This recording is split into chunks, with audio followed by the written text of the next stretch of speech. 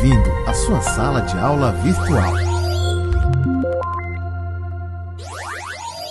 Seja bem-vindo, seja bem-vinda, meu aluno, minha aluna do Colégio Soluções, professor Otávio Almeida, beleza? Vamos continuar a nossa dinâmica de aula, tranquilo? Hoje a gente vai falar sobre um transporte bem simples, que é o transporte de osmose. Ele é um transporte exclusivo de água, tranquilo?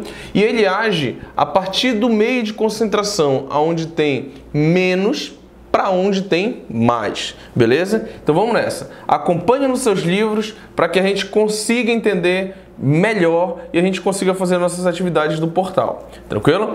Vamos nessa. Olha só, o que é osmose? Vamos primeiro entender o que é osmose.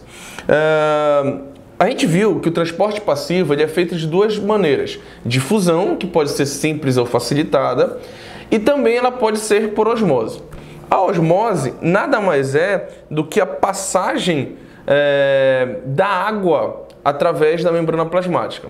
Ou seja, a passagem de água pela membrana plasmática ela acontece pelos poros, sem precisar de uma proteína para ajudar ela a entrar ou sair. Só que isso precisa de um controle, beleza? E esse controle é justamente promovido através da osmose. Então te liga aí no que está escrito aí no teu slide, que tá a mesma coisa no teu livro, beleza? Então olha, imagine o mesmo exemplo da aula da difusão como uma diferença. A membrana separa a solução mais concentrada da solução menos concentrada, ok? Não permite a passagem de sal, mas permite a passagem de água. É isso que é justamente a osmose, aquela passagem de água através da membrana. Vamos seguir. O que é osmose? Vamos continuar falando da osmose. Nesse caso, a água é que passará do lado menos concentrado para o lado mais concentrado. Da mesma forma, a concentração de sal na água dos dois lados também acabará ficando equilibrada. Este é um exemplo de osmose.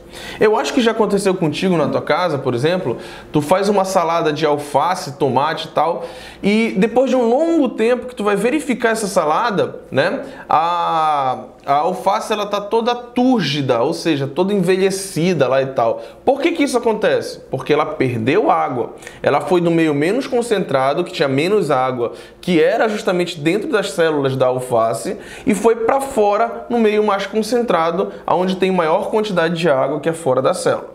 Tranquilo? Vamos nessa. Seguindo adiante. Olha, a osmose, ela também ocorre com as células. Quando o lado de fora da célula é mais concentrado e não é possível a passagem de soluto para dentro. A tendência é que a água do interior da célula atravesse a membrana e passe para fora. Ó, o que eu acabei de te falar com a salada de alface. Tranquilo? Aonde é que tem menos água quando tu faz a salada de alface lá? É justamente dentro da célula da alface. Então, a tendência é que ela saia do meio menos concentrado para o meio mais concentrado. Tranquilo? Caso contrário, se o interior da célula for muito mais concentrado e os solutos não conseguirem sair, a tendência por osmose é a água entrar. Se tiver menos água fora da célula do que dentro, a tendência é ela entrar na célula, então, dessa maneira. Tranquilo? Vamos nessa. As células podem ter dois problemas com a osmose. O primeiro problema é a turgência. A turgência, te liga aí como vai ficar claro na tua cabeça. É quando entra uma quantidade muito grande de água na célula e ela fica túrgida, ou seja, ela fica inchada, beleza? Então olha só o que acontece. Eu tenho uma célula, tranquilo? Dentro da célula a gente tem uma quantidade grande de água e fora da célula uma quantidade menor. Tranquilo?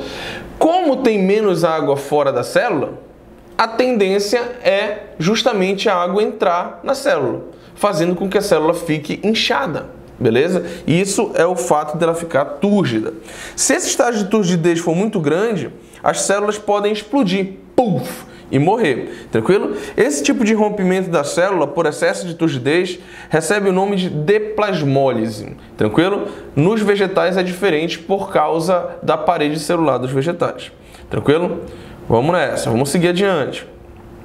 As células podem ter dois problemas com a osmose, como eu te falei, o primeiro, e o segundo problema é a desidratação, que é o contrário da turgência. Tranquilo? Agora te liga na situação. É quando a célula perde tanta água que ela desidrata. Tranquilo? Vamos se ligar na situação do alface de novo. Tinha mais água fora da célula. Beleza? E menos água dentro da célula. A tendência é sair a água de dentro da célula. E formando, então, a desidratação. O que tu observa é que o alface perdeu água, então ele está desidratado. Então, se este estado for ressecamento, for muito grande da célula, ela também pode morrer. Esse tipo de morte da célula por excesso de desidratação recebe o nome de plasmólise. Então, da turgência de plasmólise, da desidratação plasmólise. Beleza? Então olha aí o meio de solução, tranquilo? Para você verificar, olha. Um meio menos concentrado de água e o meio mais concentrado de água. Ou seja, no ar, o que acontece, ó, é que vai haver a passagem de água da osmose, formando então um certo equilíbrio entre as células. Ok? Vamos nessa.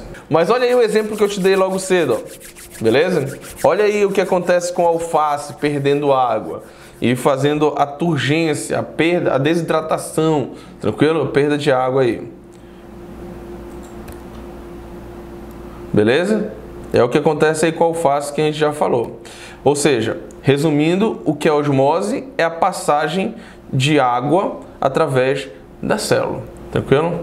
Galera, então eu fico por aqui. Valeu. Fui. Tchau.